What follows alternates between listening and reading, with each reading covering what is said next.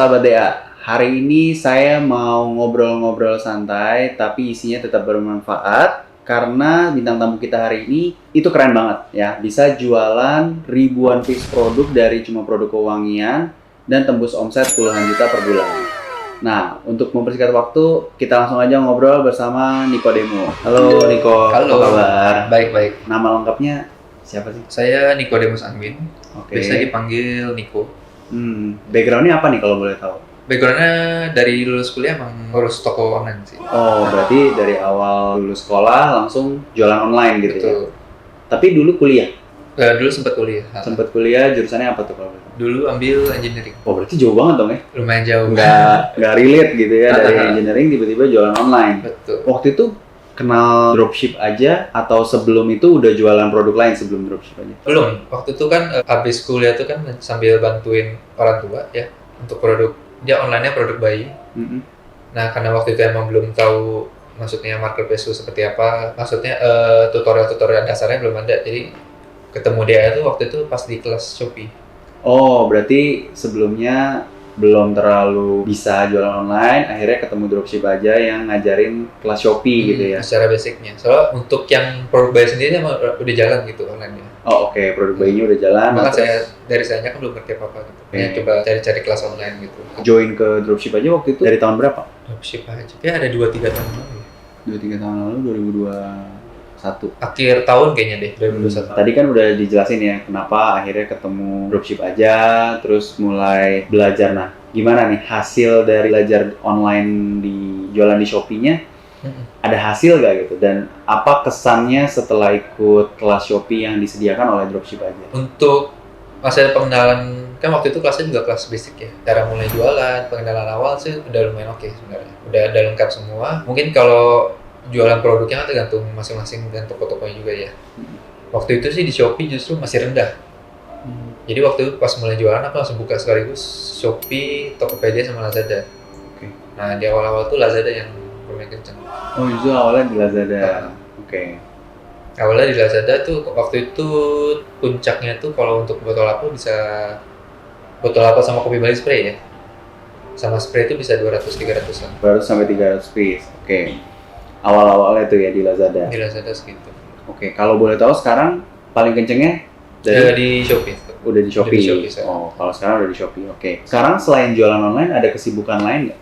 Ini masih ngurusin ini aja sih. Masih ngurusin bisnis online aja berarti ya, tadi bantuin orang tua dan yang jualan dropship gitu. Oke. Kalau diinget-inget dulu belajarnya, proses belajarnya tuh berapa lama sih sampai akhirnya oke nih gue udah bisa nih. Berapa lamanya udah nggak inget ya. Soalnya pasti kan di marketplace tuh ada yang baru-baru terus gitu kan ya. Iya. Dari segi iklan, cara promo-promonya juga banyak gitu. Campaign. Ya paling sambil belajar sambil diterapin aja sih waktu itu. Nggak inget ya berapa lamanya ya pastinya ya? Pastinya nggak inget. Oke, berapa kira-kira omset paling tinggi yang pernah Niko dapatkan? Paling tinggi kayak 20-30 lebaran kemarin kayaknya tuh. Lebaran 2024 ini. Ketika dulu jualin produk DA, apa kesannya? Kayak ini produknya gampang dijual atau enggak? Terus dari segi margin oke atau enggak? Nah, ada kesan nggak sih buat produk-produk yang disediakan oleh dropship aja? Oke sih sebenarnya, beberapa produk ya. Total tuh kan bisa 40% lebih gitu ya. Itu. Produknya karena emang rata-rata murah dan ada yang harganya mulai dari 13 ribuan gitu kan ya. Itu lumayan cepat pasarnya. Lumayan cepat ya, Iya. Oke. Dan kalau sekarang jualan yang paling laris ya, top 3-nya tuh kategori produknya apa aja kalau boleh tahu? Sekarang itu berarti top 3-nya botol apel, parfum sama Rit berarti ya. Parfum sama Rit. Oke, ada 3 itu ya. 3 itu adalah produk yang di tempatnya Niko paling laku gitu ya, paling kencang putarannya. Channelnya selain Shopee, kira-kira jualan online tuh ada lewat mana lagi yang masih lumayan oke? Sekarang yang ada penjualan tuh Shopee, Tokopedia, Lazada. Tokopedia, Lazada. Kan dilihat dari datanya 3 bulan terakhir nih lumayan oke lah, lumayan jauh gitu. Apa sih tipsnya gitu buat teman-teman di luar sana biar tahu nih, oh Niko jualannya salah satu strateginya adalah dengan menggunakan jurus ini gitu. Kira-kira jurusnya apa sih? Kan jualannya produknya udah sekitar 2-3 tahun yang lalu ya berarti ya. Awalnya memang nggak slow. Mungkin dari compounding ini aja sih review gitu-gitu mungkin. Sama adaptasi ke misalnya ada campaign baru, ada metode iklan atau misalnya affiliate atau live gitu. Paling dicoba waktu itu sempat coba-coba semua gitu. Yang penting hajar aja dulu gitu ya. Coba-coba semua. yang mana yang berhasil baru dilanjutin terus. Soalnya ini tiba-tiba 3 bulan terakhirnya kan melonjak yang cukup jauh ya, cukup bagus lah gitu. Pasti ada strategi tertentu nih yang dijalankan. Selain memang yang namanya usaha ya, compounding review, ulasan kan ngaruh banget ya. Tapi kira-kira ada spesifik apa nggak gitu? Mungkin ya dari waktunya emang udah lama, mungkin ada reseller yang datang pergi gitu kan. Kalau sekarang reseller aktif 1-2 secara harian yang pesen produk gitu kan. Tapi ada juga sih sebenarnya yang gede itu reseller luar kota. Oke, ini buat teman-teman yang belum tahu, jadi di dropship aja ada sistem partner kota ya. Jadi Niko ini adalah salah satu agen yang ada di Jakarta Pusat. Kemudian dari dropship aja itu ada pasukan-pasukan reseller, di mana pasukan reseller ini bisa dropship nggak cuma ke pusat tapi bisa melalui partner kotanya kita. Nah, salah satunya adalah tadi ada channel penjualannya Niko yang lewat reseller dan itu beberapa dari luar kota gitu ya. Yang luar kota bukan reseller, lebih ke toko sih. Sebenarnya dari Shopee, dari Tokopedia dia beli, dia coba. Oke. Terus akhirnya nanya, mau ambil produk belum? Oh, berarti ini dari luar ya? Dari luar. Terus jadi resellernya Niko. Yang sekarang lumayan aktif tuh biasa ngambil 3 bulan sekali. Sekitar 2-3 bulan sekali ngambil. Di Jakarta ada satu, biasa ngambil botol apa sekitar sekali ngambil tuh 200-300an. Oh, mereka stokis ya berarti langsung dari awal? Kayak car wash gitu ya, biasa ngambil banyak. Oke. Ada juga yang bengkel luar kota juga sekitar 200-300. Berarti dari istilahnya kita bilangnya B2B lah ya, business to business gitu kan, terus dia ngambil produk kita untuk dijual lagi oleh mereka karena mungkin masih satu industri. Berarti Niko bisa dapat omset 75 juta, kurang lebih 15 jutanya itu adalah dari teman-teman partner tadi ya, B2B tadi. Partner kota 15 jutaan ada. Oh, partner kota 15, dari di B2B luar sekitar 20-an. Oke, dari situ aja udah kumpul 35. Baru sisanya B2C ya, di marketplace, jualan online gitu-gitu ya lah. Perjalanannya panjang ya, kayak tadi Niko bilang, ini adalah proses compounding, ya kan?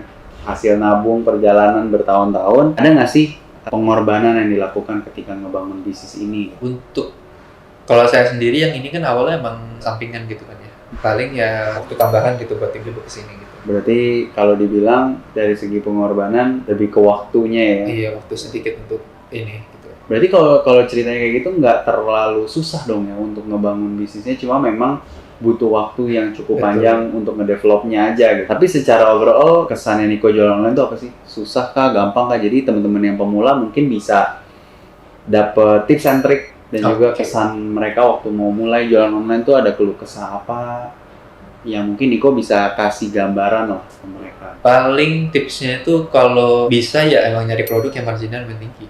Karena dari marketplace sendiri kan biayanya lumayan tinggi juga sekarang ya. Yes, betul. Belum lagi ntar kita perlu di marketplace iklan-iklan gitu. Ini kayak marketplace management lah anggapannya. Biasanya kan banyak jasa-jasa begitu. Ya. Mungkin untuk beberapa produk itu atau beberapa toko itu bakal works, tapi itu nggak works buat semua toko gitu. Kenapa tuh begitu? Pernah punya pengalaman sebelumnya di manage? Di manage ya, hasilnya juga biasa-biasa aja gitu. Oke, akhirnya jadi pegang lagi sendiri. Iya, akhirnya saya pegang lagi sendiri. Oh, pegang lagi sendiri. Betul. Karena memang kalau kita pegang lagi, misalnya ada perubahan, ini kayak penting nih harus langsung diganti. Itu kan kita ganti sendiri gitu kan. Cepet lah ya. Biasanya kalau udah jasa manage, sistemnya gimana? Bulanan atau ada komisi? Iya, share biasa gitu bulanan. atau gimana? Mungkin ada yang komisi, tapi yang saya biasa pakai bulanan. Gitu. Oh, biasanya ada cost bulanan. Kalau ini kan anggapannya kita produk reseller ya. Ya. Itu untuk jasa-jasa seperti itu mungkin agak kurang. Kalau misalnya buat brand sendiri, masih lebih cukup oke lah ya. Masih lebih masuk akal gitu.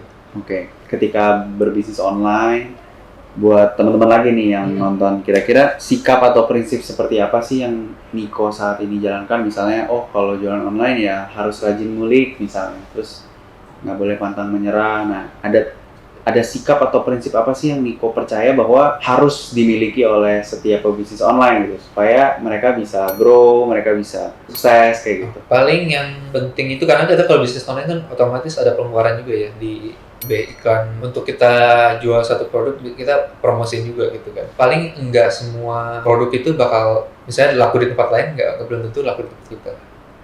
Jadi kalau misalnya emang produknya di kita nggak laku, jangan dipaksa gitu. Misalnya dicari dulu misal produk-produk apa yang jalan, baru kita fokusin di situ. Jadi yang penting adalah cari produknya dulu yang sesuai dan juga yang winning di tokonya masing-masing gitu ya. Betul. Baru begitu udah nemu, di situ kita bisa geber habis-habisan buat biaya iklan, buat ya memang fokus di kategori Fokus produk di- itulah iya, ya. betul. Pertanyaan yang mungkin ditanya-tanyakan oleh seller pemula. Waktu itu pecah telur pertama kali jualan online itu berapa lama sih? Kayak waktu itu 2-3 hari kayak di Lazada Mas. Oh iya, pecah telurnya cepet ya? Kayak waktu itu coba-coba ngiklan deh. Waktu itu pecah telurnya di Lazada. Pecah telur pertama kali adalah di Lazada. Tuh. Itu coba-coba itu ya. Dan buat member-member tuh kadang suka ngerasa apa ya, nggak mungkin lah jualan online, siapa yang mau beli gitu kan. Karena kan kalau jualan online kita nggak bisa tatap muka ya, nggak bisa berinteraksi. Kadang ada yang minder, kadang ada yang belum mulai aja tuh udah nyerah lah, sering tuh kayak gitu. Tapi kalau dari ceritanya Bro Niko ini, justru 3 hari aja udah pecah telur pertama kali gitu ya. Betul. Di Shopee kurang lebih 1-2 minggu. Oh kalau di Shopee 1-2 minggu, ya termasuk relatif masih cukup cepet lah ya. Buat temen-temen nih harus bisa jaga semangatnya karena kadang-kadang udah seminggu, 2 minggu, 3 minggu ikut kelas kok nggak ada yang closing gitu. Sering tuh, sering suka yang ada tiba-tiba jadi putus asa lah. Nah dari sini kita belajar ya balik lagi cari tokonya itu cocoknya algoritmanya jualan produk apa gitu kan sehingga mempercepat proses perkembangan toko marketplace kamu lah gitu. Oke. Tapi Terus, itu case-nya kan 2-3 tahun yang lalu berarti ya. Yes, 2-3 tahun yang lalu. Kalau sekarang kayaknya sih harusnya bisa lebih cepet sih harusnya. Kalau sekarang bisa lebih cepat. Harusnya sih memang asalkan bener ya dari awal ya riset judulnya, Betul. terus desainnya, thumbnailnya juga oke, cukup jelas. Harusnya memang bisa lebih cepat sih. Harusnya bisa lebih cepat. Terus kalau sekarang di Shopee ada yang baru GMV Max nyoba. Udah nyoba. Udah nyoba. So far gimana GMV Max? Ini mungkin buat temen-temen yang kesulitan setting produk lah apa segala macam. Ada info bahwa fitur terbaru dari Shopee ya, Shopee Ads itu ada namanya GMV Max. Itu ngebantu banget. Nah, kalau dari Bro Niko gimana tuh soal GMV Max? Lumayan ngebantu tapi tetap harus hati-hati sih. Soalnya dia lumayan fluktuatif. Lumayan fluktuatif. Oke. Kira-kira kalau dari misalnya belum pernah coba Betul. iklan itu boleh dipakai. Iya, kalau buat pemula mungkin boleh dicoba lah ya pakai GMV Max karena kan soalnya dibanding otomatis yang sistem otomatis yang dulu dan marketplace lain yang masih ada penjualan tuh dari GMV Max. Yang masih ada penjualan dari GMV Max. Jadi harusnya kalau pemula ya lebih cepat juga pecah telur ya dari GMV Max ya.